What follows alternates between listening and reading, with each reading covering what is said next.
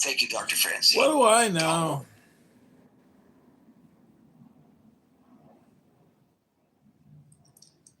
Double trouble. Double going once.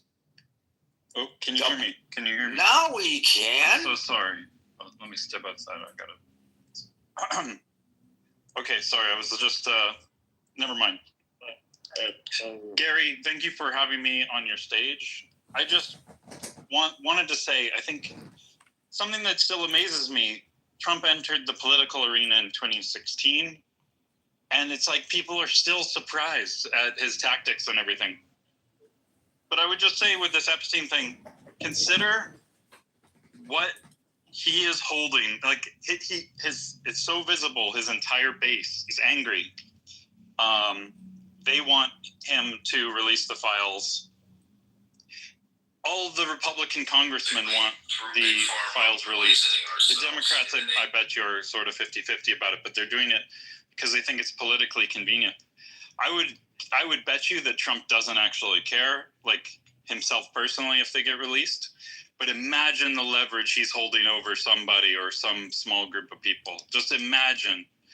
They can see how much he's doing for that. Like, look, he can just be like, look how angry these people are at me. All these people are angry at me. I'm doing this for you. Think about that type of leverage and how important this is for him and what he's getting out of the deal. He's getting something out of the deal here, Gary. You just have to think of him like a mob boss, and then everything else makes sense. But this clearly is very valuable to him. So people should really, really sit back and contemplate, why is this so important? What is going on here? What would change? Anyway. Thank you, Double. Another interesting perspective. Chris. Hey, what's going on, Gary? Hey, Chris. Hold on, let me start at this. Hey, Meryl, I do apologize. And me calling you honey is a sign of endearment, not a sign of disrespect. Your backlog of the information. Oh, 1 second. Are you all right? Dog just sprinted past me. Well, the backlog to the information you gave actually was important. I just understand that we've heard it a million times before, and it's probably going to be kind of, it just sounds repetitive. It sounds like, because you never even gave your take on what the actual situation was, which, again, your choice, not mine to dictate how you speak. All right. Gary, how are you today? Chris, I am well. How are you? Yeah, as a man, I had to apologize to Meryl, even though I still feel like she filibustered the time. It's her time. So everybody gets angry with Meryl. Hey, remember just yesterday when I told you I'm tired of those conversations, Gary? And we got to figure out how to keep things fresh, but I do understand them. Remember that conversation just yesterday, about 24 hours ago? Yes. Gary, this is when you always prove me that you're doing something right. Because we got back to what I feel is important to society. And it is a repetitive conversation about Jeffrey Epstein and why the President of the United States decides. But none of this is informative to anybody anymore after he told his base, specifically his base, not me. I'm not his base. I am a United States citizen, but I am not his base. He told his base specifically, when I get in that White House, we're going to clean out that swamp. We're going to get those bad guys that did those terrible things to those little girls immediately. First thing on the agenda, we're going to get them. That and deporting those immigrants. So now we're here again. Now we're here at the time where the president gets to tell everybody, there's nothing there to see. I went through the information. You all know it. I know it. If you don't believe what I'm saying, you're an idiot. You're stupid. Do I think he's protecting himself? I don't know, Gary. Do I think, as the last guy Double stated, that he's protecting the wealthy people around him and maybe it's easier to have a little leverage over them doing it this way? Hey, Gary, I don't know. If I'm not like Jason, I believe, well, it's probably best to keep all the information tucked away until after his term because it could just tear down the country. Fine. If that's the terrible logic you think that we should protect pedophiles, I don't want to say the word. I don't know the logic. And I know that one guy isn't here or what he was in here recording, but you know what I mean. The P word. if I feel like we need to protect them just so we can have some sense of status quo that we no longer actually carry in this country, hey, as long as that makes you able to sleep at night, you believe what you want to. Let's get to the question. The question is, should Congress release the Epstein files? Yes, we all agree. We all should agree. We all should agree it shouldn't take a minute longer, a day later, or a second too fast, or a second too slow, excuse me. Because those little girls who are now women are still sitting around watching their abuser get rich, their abuser stay under the radar, their abuser have to face any justice. Those little girls could be your children, snatched away from your house, leaving school, going to school, sent to a place she has no clue about, trained and tailored by a woman who has only tactics in her life is to make sure the man that she's serving enjoys the pleasure that your child who was kidnapped is now have to give. Working a summer job, and now your daughter from that summer job is being hit on by millionaires, offered gifts, and now she's being taken advantage of on someplace you don't see her anymore. Again, if we're going to continue to try to protect these guys, just say that in your opening monologue, in your analysis conversation. Everybody seems to have analysis. Nobody has an opinion anymore. In your analysis conversation, just say, you know what? I don't want him to lose. And I'm speaking of Donald. I don't want him to lose in this situation. So we'll just protect the pedophiles. Because that's what we're doing when we don't bring justice for those women. Those girls are now women. Imagine that. Imagine your daughter having to do 10 years of having some type of sexual abuse from somebody that's not in your family also. A stranger, a wealthy man, a man you probably could not touch if you had the opportunity to. And now he gets an additional 10 to 15 years. And now he gets an additional 3 to 6 months. He gets an additional 2 or 3 days. He gets an additional week of freedom. Because the public's parties that we chose decided it's easier to protect them than it is to protect your children. It's amazing. It's amazing to witness. I did not see what happened today. I knew it was coming. I watched something just yesterday, and they spoke about having those women on the steps at 10:30. I was asleep this morning, but I plan on watching it the moment I get off here, because I want to see the women who have finally spoken up about something that the American people are trying to be taught to forget about. They're trying to teach us to forget about it in real time. Yeah, I can't say the president has done anything wrong outside of what he's currently doing. Trying to belittle a fact that we all know are facts. I don't know if he touched girls. I know he's a creep. We've all seen evidence of that. He's been liable for that. I don't know if he likes little women, little girls, not little women, little girls. But I'm watching him actively try to move the goalposts so little girls don't get justice. I'm watching him move the goalposts so rich, wealthy men don't have to face prosecution that they deserve. So maybe he's not on the Epstein files as some type of participant, but now he's participating at the highest of levels. And that's going to hinder, again, I said this the last time we talked about Epstein, and I thank you, Gary, for also, like I told you last time, you said it, when it hits the news cycles again, hey, it'll probably be back on the stage, and it did. So I commend you for that, because there's a lot of people that's still scared to have this conversation. And I'm not a Democrat or Republican at this point. I'm an independent. I voted Democrat the last election because they had the best options for us. And that's why you see the mug in my PTR. Because you had a choice. We all had a choice. The choice was right there for you. You could say, oh, I didn't like her policies, but you didn't know the other guy's policies outside of immigration and Epstein files. Now he's doing great with the immigration, even though he's harassing everybody. And now we're watching him duck out on the Epstein files. So he's 50-50 right now. But the last candidate would have been better, and you would have been able to sleep a little bit better at night, regardless of how you feel about our international affairs. But the truth of the matter is, we're now watching them, and I mean them as the Republican Party. And shout out to Marjorie Taylor and the other few women that actually stood up for this. And I'm glad women stood up for this, because it would have been really sad if we watched some hands-made tale of women actually not wanting to stand up for women because of their color that they wear on their top. So I'm very honored to see women standing up for this. But I think it's time for the American people and even the people in this room that find the opposite side of every argument to argue to realize this is probably not the argument to have that argument with. Those women deserve justice, just like your child would deserve justice. Just like you wouldn't want any rich man to ever walk past your daughter and grope her with his eyes, regardless of how wealthy he is. And if you are that type of guy, then you're a terrible person. And I'm okay with saying that because I would like to protect women. Hey, Gary, again, Meryl, can you come up with, if you are in here, I would like for you to come off of Mike so I can apologize to. Well, she heard you apologize. She's here on the stage. Thank you, Chris. Chris brings up I don't need acknowledgement. I just need to get that off. Thank you. Yeah, thank you. Thank you for doing that, by the way. I'm sure she appreciates it. I think Chris brings up a very interesting point because I mentioned correctly that the president never specifically mentioned that he would go after Epstein. But he did, as Chris pointed out, repeatedly promise to go after pedophilias. He actually created, by, I think, executive order,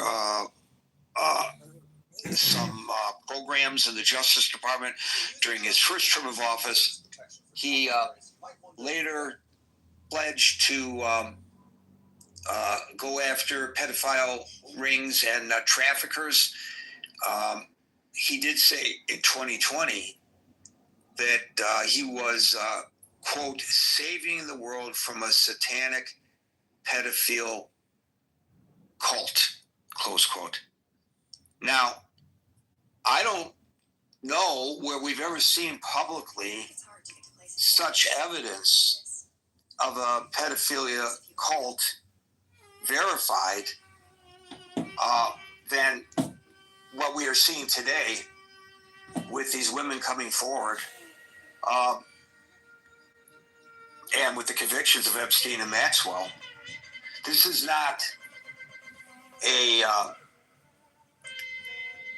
conspiracy theory that was disproved that a pizza restaurant near the White House had a secret tunnel and a dungeon where they were keeping children so that when the Clintons ordered pizza, whatever they put on the order was code for what type of child they wanted sent over through a tunnel that extended from the pizza parlor to the White House. And as we all know now, that after that unfortunate man went to save the children, it was just a storage room and there was no basement and it was all made up. This is something that's not made up. This is something that's really, really happened. And yet the guy who claimed that he's going after saving us, not just going after, saving us from satanic pedophile cults, calls it a nothing burger, says it's a hoax. Again, a major contradiction. We are now at 6:01 p.m. Eastern time, so we will no longer be inviting people onto the stage, but we go into extra time to give everyone on the stage an opportunity to speak. And we now go to Yang. Hi, Gary. I mean, at first, I really don't understand because, I mean, Trump's been in DC for 10 years. I mean, he knows how politics works, right? But then I kind of like thought of that. I think that, I mean, eventually Trump and America want something, I mean, very similar, right? So they want to drain the swamp. They want to tear down this establishment. But I mean, in the mind of Trump, he's having a war with those people, right? So I mean, I agree. The previous guy saying like, this file is the leverage he has, which he can use them to control and fight against him. I mean, what he always say, like, you don't have cars, so why would you give up the cars to? For this battle, right? So I don't think it's personally about protecting himself. I mean, he's already committed villain for having sex with a porn star, right? I mean, how bad it can be compared with that, right? So I think so. I think from his mind, he's playing a longer game. I mean, he's in DC for 10 years. He knows how to play politics with those people. So he thinks this is a battle, which obviously he can sacrifice for the ultimate purpose of eventually tear down the establishment. I mean, whether or not he will become a new establishment, we don't know. But right now, I think this is obviously what has happened. I mean, in terms of why he is so against his base, I think two reasons. The first one is like, I mean, campaign and governing are very different things, right? During campaign, you can say those very, wishful. You got your wish list, right? But when you govern, you have to be very careful. You have to be very calculative about each steps about how to achieve that goals. I mean, for those, people who say, "Oh, release the file," I think, to be honest, for a lot of those congressmen, they may secretly hope that file not got released. They just want Trump to look bad, because I think they also have very strong connection with those rich and powerful people. It's only the fact because they know Trump can hold those Republicans for now, and then they can just blame Trump for not releasing the file. So I wouldn't give them credit for saying that release the file. I mean, from the Trump's perspective, I think he's confident that he has his base, so he can disobey his base a little bit, but it was just point. I mean, even during the peak of this like scandal, right? I think his approval among MAGA and Republicans are still like, if not 100%, but 90 to 95%, right? So from a pure tactic perspective, he has his base, and he can disobey his base a little bit without losing too much support. Why give up a car and then not using his car to his advantage? It just doesn't make any sense. So I think basically what happened is he made a deal with a lot of those people, and he used this as a leverage to press them to do things that he needs them to do. Maybe someone even in the Supreme Court, for example, maybe, we don't know. And now he has his tariff agenda. Maybe he's using this as one of the leverage. You never know, right? So there are so many things. I think from his perspective, he repeatedly say, let's focus on the big picture. So this is his agenda is a full mark agenda. So he's using this tool to achieve ultimate goal. I think at the end of days, when he achieved his objective, then those leverages become a more of a political liability for him. He may release a file. Yeah, so that's what I think. Thank you, Yang. Diogenes. Yeah, some of you may be familiar with the work of Whitney Webb. She pointed out that, first and foremost, Jeffrey Epstein was a financial criminal. He dabbled in sex trafficking. An important distinction that we need to make moving forward is that pedophilia is a term that comes from psychology and is used to diagnose individuals who have an attraction or exhibit an attraction to minors 13 years or younger. There is no accusation that Ghislaine Maxwell or Jeffrey Epstein was involved with minors of that age. What they were in fact convicted of was crimes related to girls who were under the age of 18. This is not a defense, but it's important that we understand the definitions. Ultimately, it's ironic that we're talking about whether or not some files should be released that may or may not shed light on whether or not Jeffrey Epstein had ties to important individuals who are currently representing us and holding powerful and important positions, including top secret clearances in our government. In 2008, there was a tidal wave of fraud. Most of that fraud is right out in the open. Multiple people lied in testimony to Congress, which is perjury. It's a felony. And most of the large banks and financial institutions committed some kind of fraud. No one, not a single person, has been prosecuted for that. Charges haven't been brought. Indictments haven't even been brought against those people.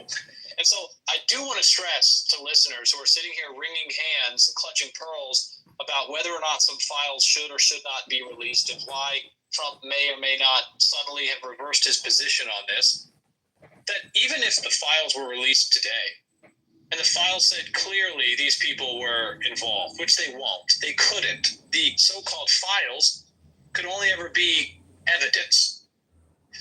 You wouldn't do anything about it. You, the public, won't do anything about it. You are all desperately hoping, some bolt from the blue, you are hoping that some evidence will suddenly be released and broadcast to all of your telephones. At the same time, you'll get a push notification that will tell you, guess what?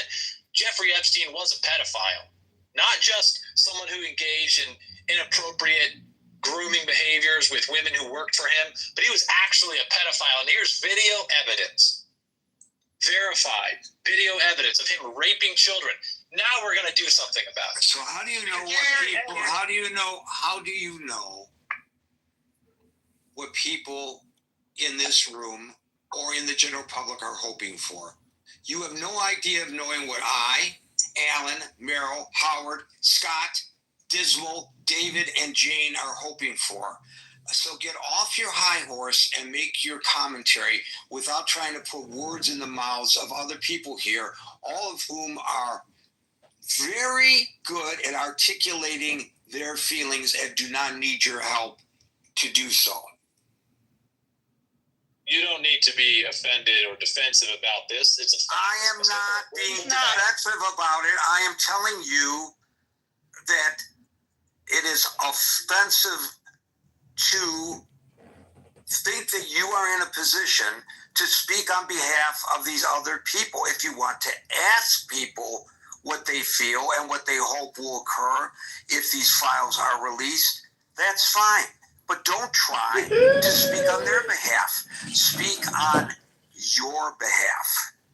Sure, I'll rephrase. So ultimately, the public at large hopes and prays that someone else will handle everything. We don't need to go looking for bogeymen.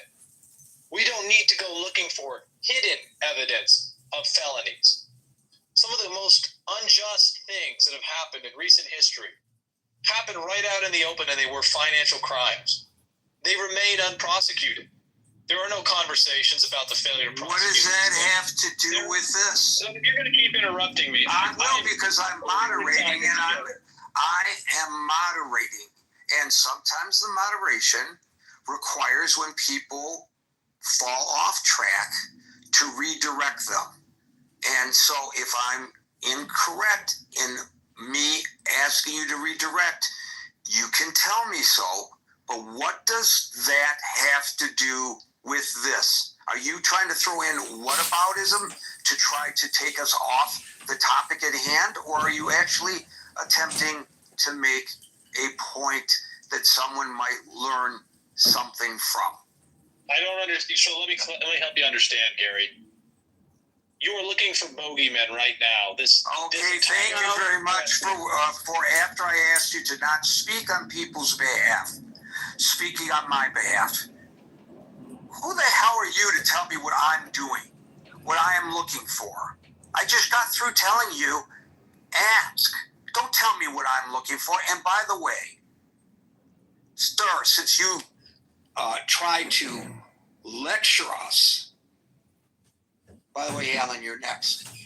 Since you tried to lecture us on the definition of pedophilia, you are correct that in a medical sense, the term pedophilia refers to the desire to have sex with children younger than the age of the children or the young people who were victimized by Jeffrey Epstein and God knows how many other people. However, in the legal sense, which is all that matters here, if you review any of the statutes,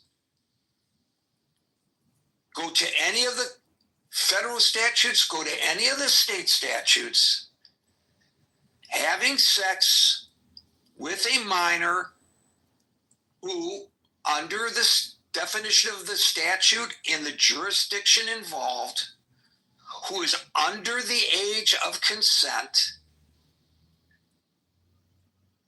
exposes yourself to prosecution for pedophilia. So it is not a mischaracterization to call this a pedophile ring.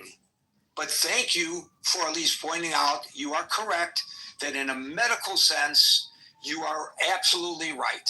A person who doesn't commit a crime can be a pedophile if he has these kinds of desires to have sex with children. From a medical sense, that's true. And a person such as that could undergo psychiatric treatment without exposing himself or herself to prosecution. We're not talking about what's in the minds of people. We are talking about the actions of people and the legal definitions. But thank you for trying to change the topic. And unfortunately for you, you were unsuccessful. Alan. Gary, your skill at moderating is something to just behold. Even when I disagree with you, I have so much admiration. I agree the way you handled that. Gary, I need to apologize to you. The day that you removed me from the stage, it actually was me. I was pretexting, and I will never do it again. I had worked out something with another one of your moderators who was not here at the time, which partially caused the problem, but I was doing a Nixon impression. And because I was trying to promote something else that I was doing. So I apologize for that. I think pretexting should be out of your room as well as mine, but that's yours to do. I was really inspired today by the autonomy these women showed in the press conference.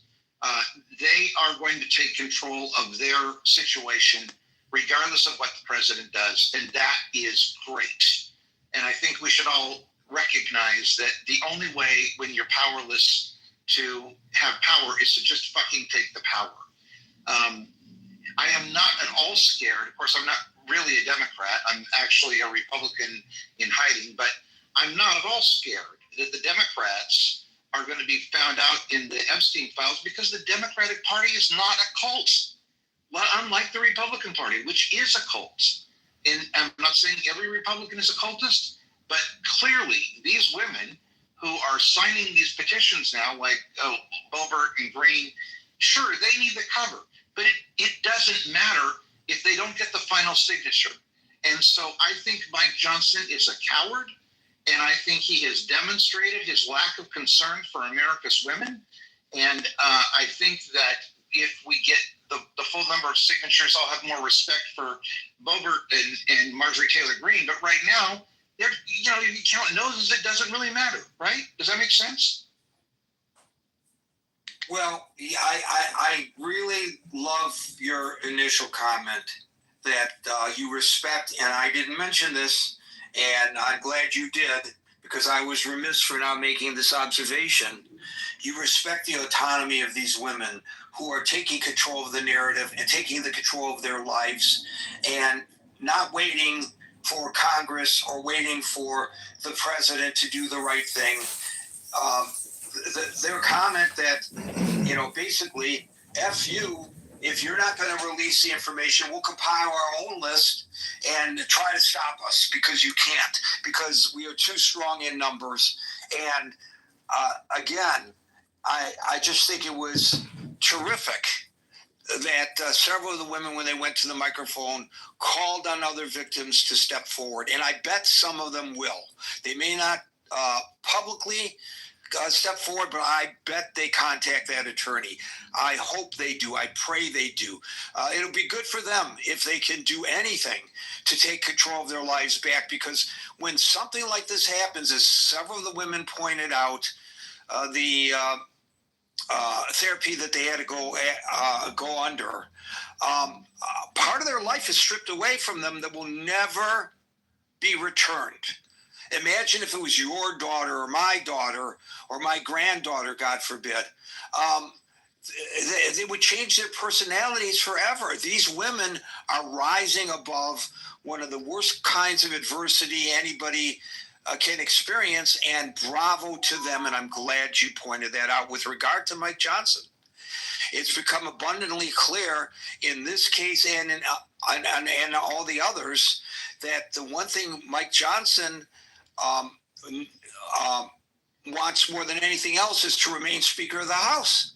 And so he would do whatever it takes to please the president, to ensure that the president not orchestrate a congressional coup to remove him, which by the new rules that the Republicans themselves established is a relatively easy thing to do now. So I think that's his motivation, and we should recognize that, and I'm glad you pointed that out as well, Alan. I need to give Yasi part of the credit for reminding me of this thing. Also, no punishment for bad behavior is the new rule in the Republican Party. This whole crap about therefore the rule of law, sending people into Chicago, when the president himself was told by a court yesterday here in California that he had violated the law, and yet it doesn't matter because he's already done it, and we're past the time limit. So I think anytime the Republicans want to say that they are for the rule of law, we should just laugh their asses out of the room because they've proven they're not. That's kind of my feeling on that one. And again, I apologize for the pretexting the other day. This platform is so unstable. Sometimes it's hardly even worth working with. But you do a great job. Thank you for having me on your stage today. Thank you, Alan. Dismal. Thank you, Gary. And I want to not repeat what others have said, so I'll just acknowledge I really appreciated what Dr. Francine and what Chris said on the stage.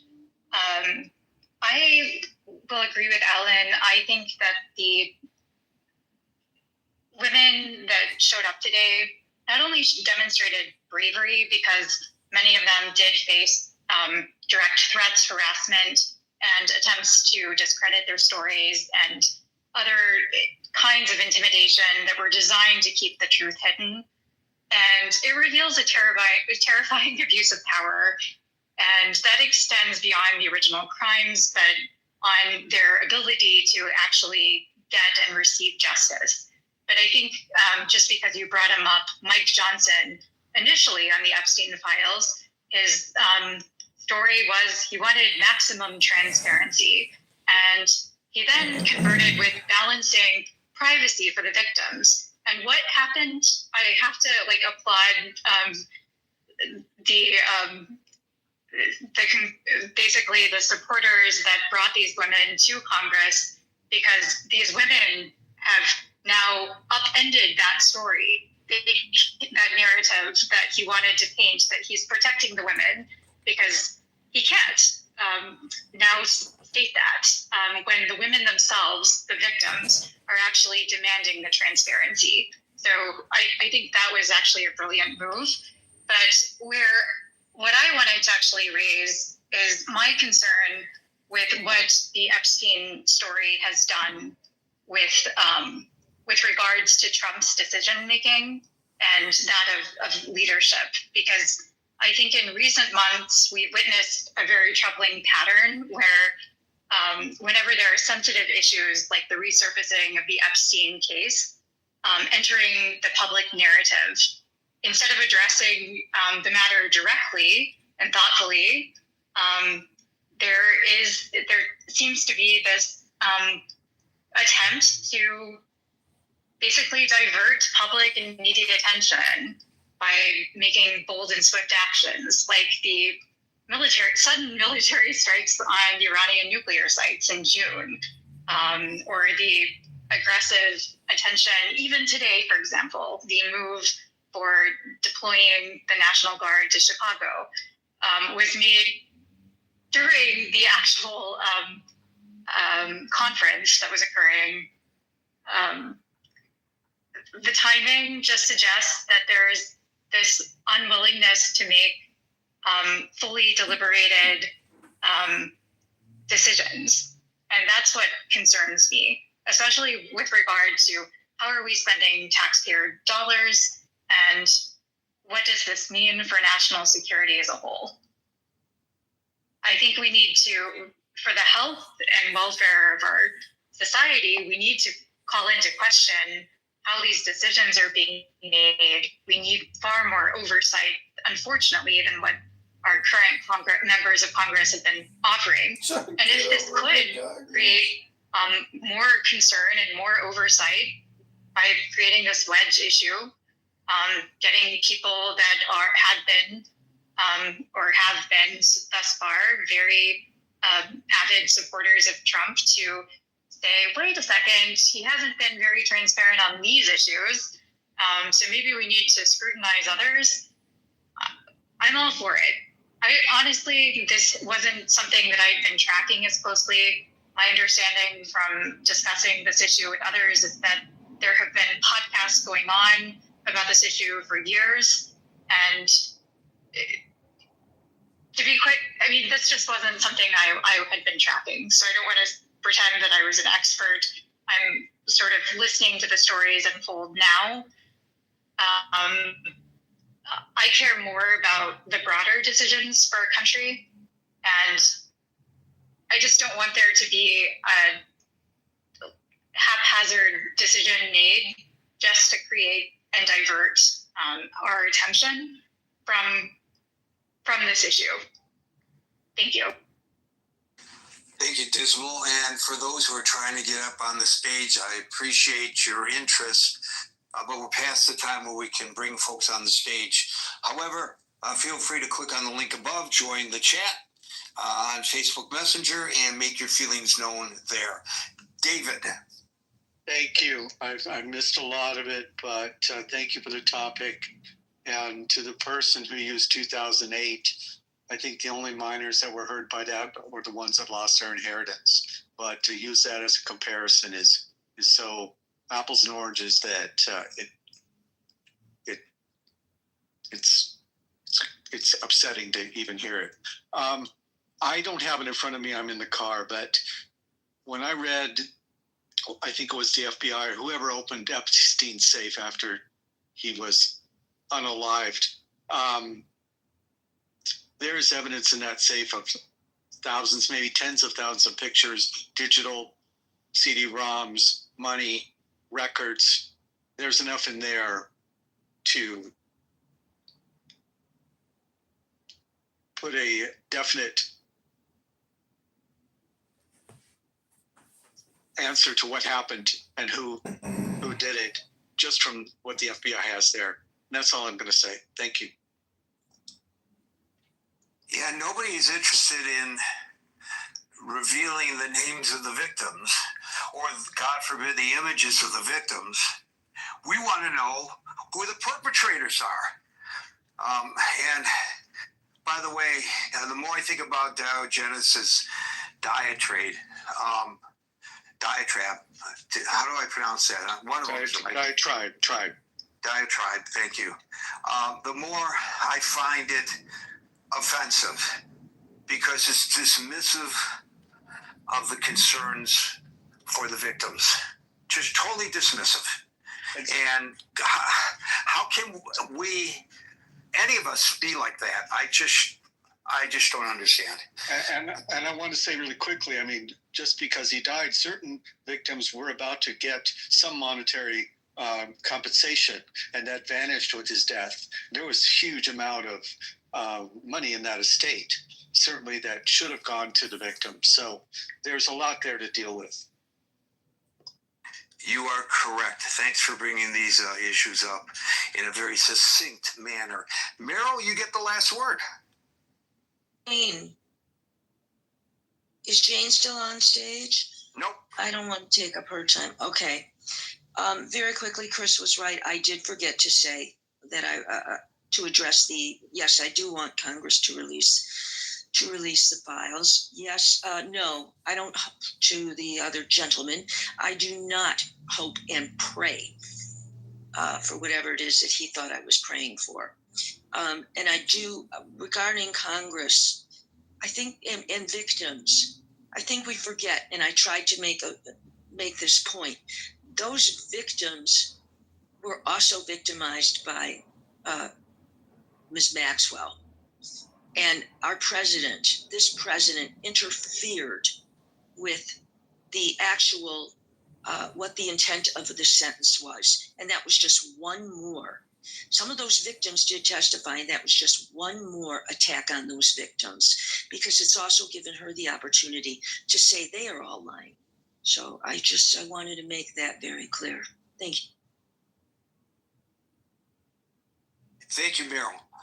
Folks, we're here Monday through Friday from 5 p.m. to 6 p.m. New York time. So until 5 p.m. New York time tomorrow, for the next edition of the Critical Thinking Forum, everybody be safe, be well, and peace out. Yeah, that's fucked. My mother told me. This is a very consistent Republican thing. For now, we're talking over 30 years. So, but it's even a lot longer than that. But just in recent history, that's what it is.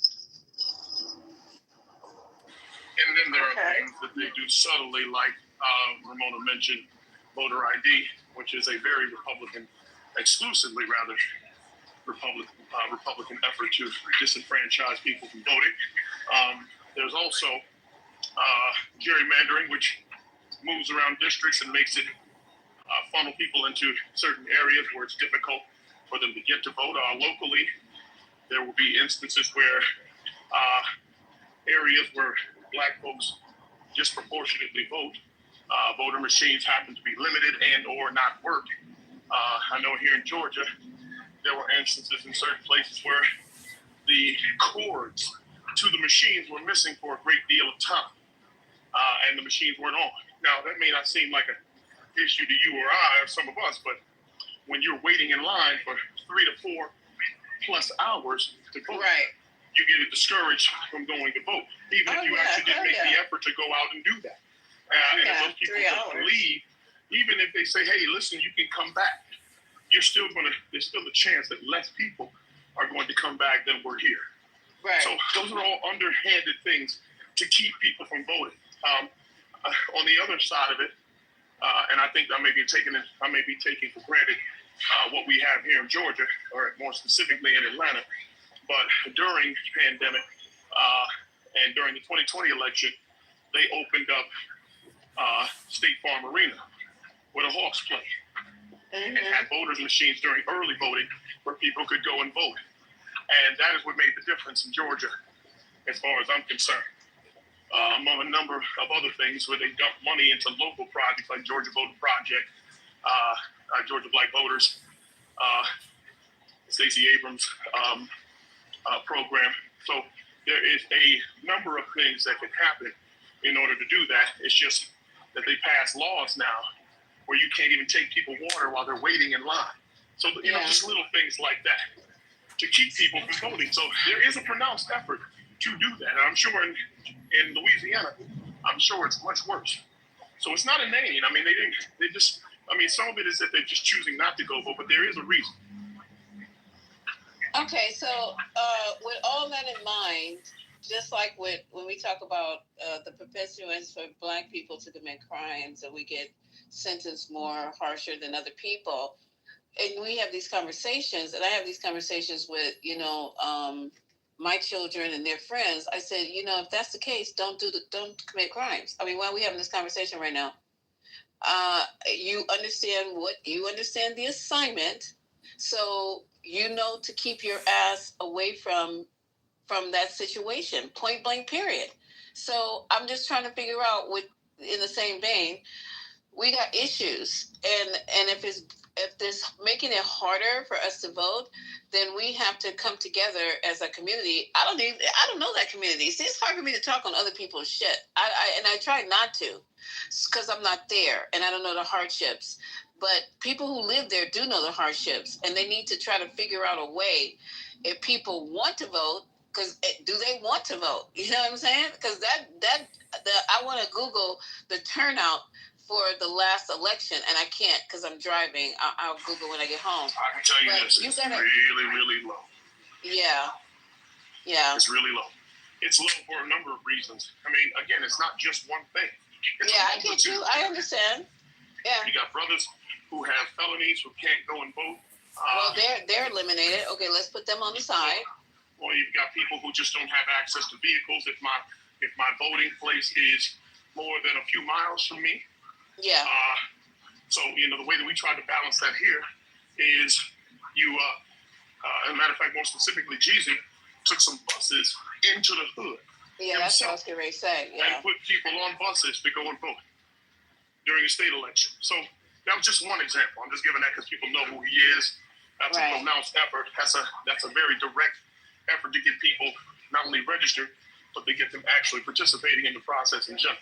But I don't know that Boosie is going into his neighborhood because he can't vote himself, but chooses to endorse, at least verbally, Donald Trump, which is a whole nother problem. Is you got people like that where ignorance just begets ignorance.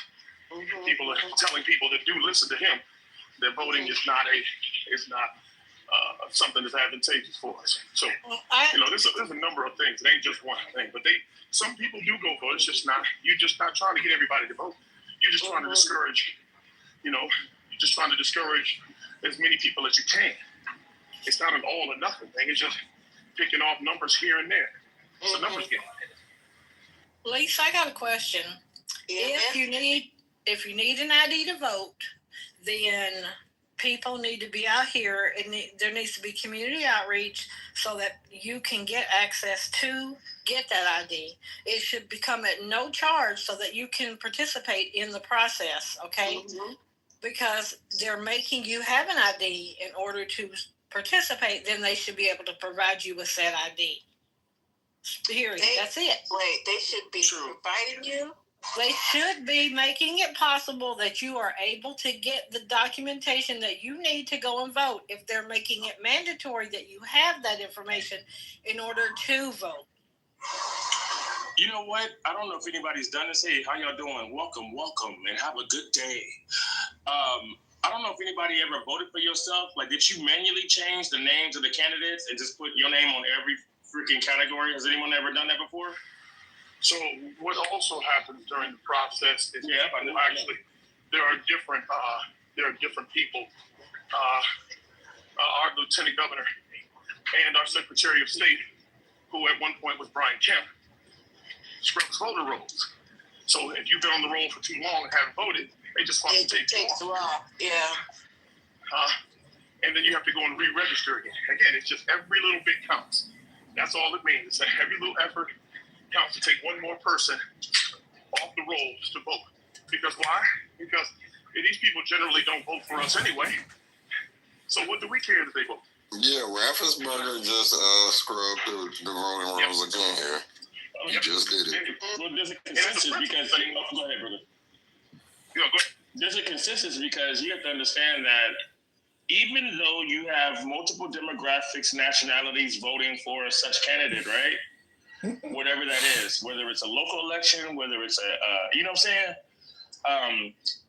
You have a primary, you have to understand that the individual doesn't know of the inner workings behind the scenes, who's related, who's not related. You know what I'm saying? There's so many things and who raised enough money for the campaign, who's your, you know what I'm saying? So there's so many different levels, you know what I'm saying, to that. And, you know what I'm saying? You really don't have the final say of who you really want to be president or whatever constituent categories of office. But I get that, but you have to vote. Shit. I mean, whoever's on there, you might not like. That's not the point of scrubbing voter rolls. Yeah, that's what I'm trying to say. You still gotta know who's at the gym. I hear treadmill. I'm sorry, that's me. I'm sorry. I'm putting up this grocery store. Jealous. I'm just jealous. I'm hearing your bells and I'm starting to twitch a little bit. My ass got this motherfucker on 5 and acting like it's on 9 or something. I'm sorry, excuse me. Are you running 5.0? Mouse? Are you on 9 incline? I should no. No. I should be. If I'm at 9, I should be sprinting. But I'm not. I'm just out of shape. I'm telling you, hey, don't worry about it. As long as you're on it, I don't even start feeling it or doing anything until it's time for me to get off. Then I want to get I want to get special and start running faster. And You gotta mix it up. You gotta mix it up. I know I got to do the hit, but it's just that's too much energy. I need somebody standing there next to me to monitor me, because I'd be like, oh God, here we go. Monitor you. God is monitoring you. What you talking? He's spotting you when you're doing them. Never mind. Well, as long as you're moving.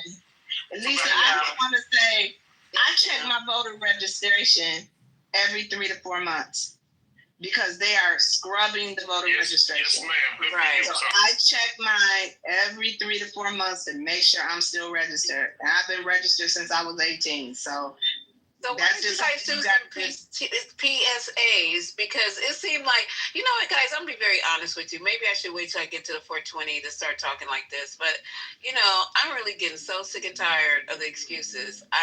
Because you know why? I was talking to Grampy the other day, and she was giving me all this wisdom, you know, trying to get me out of my funk. And she was like, you know, she was talking about, girl, you ain't seen hard times. I was like, yes, I have. And they're like, no, you ain't seen hard times. I had to get on my knees and scrub white folks' floors and all. And she just business. I had to pick cotton. I was like, you ain't pick, you know. So what I'm saying is, like, I think we need to stop complaining, and we know what the obstacles are. We're clear. If you're not clear, then we need to start having PSAs in our community. If I have to, I don't live in the community that I want to serve, but I can put on my Adidas NMDs and start walking down the street, and no, I won't be knocking on doors. Never mind. Okay, Jehovah's Witnesses, Lisa. I was over here bullet, you know.